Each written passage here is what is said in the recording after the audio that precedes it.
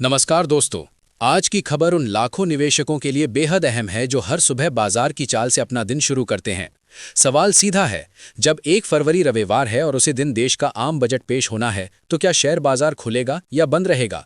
और अगर खुलेगा तो कितने बजे से कितने बजे तक ट्रेडिंग होगी? अब इस पर सस्पेंस खत्म हो चुका है।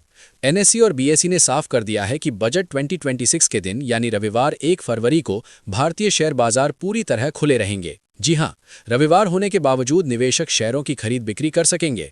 एक्सचेंज की तरफ से जारी सर्कुलर में बताया गया है कि बजट के महत्व को देखते हुए उसी तरह का लाइव ट्रेडिंग सेशन होगा जैसा किसी सामान्य वर्किंग डे पर होता है। अब बात करते हैं टाइमिंग की, क्योंकि यही सबसे जरूरी जानकारी है।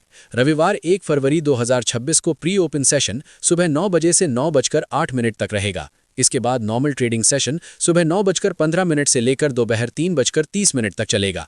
वहीं ट्रेड मॉडिफिकेशन की आखिरी समय सीमा शाम 4:15 तक रहेगी। यानी पूरा बाजार सिस्टम उसी तरह एक्टिव रहेगा जैसे किसी सामान्य कारोबारी दिन पर रहता है।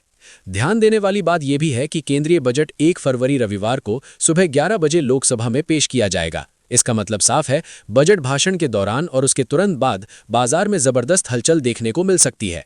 निवेशकों की नज़र हर उस ऐलान पर होगी जो tax, capital market, infrastructure, banking और मिडिल क्लास से जुड़ा होगा। ये बजट एक और वजह से भी खास है। वित्त मंत्री निर्मला सीतारमण लगातार 9वीं बार केंद्रीय बजट पेश करने जा रही हैं। यह अपने आप में एक रिकॉर्ड होगा। बजट से ठीक पहले आर्थिक सर्वेक्षण जारी किया जाएगा, जिस पर मुख्य आर्थिक सलाहकार वी अनंत नागेश्वरन और वरिष्ठ अधिकारी देश की अर्थव्यवस्था की दिशा को लेकर अहम संकेत देंगे। अब अगर निवेशकों की उम्मीदों की बात करें तो इस बार मांगों की लिस्ट लंबी है।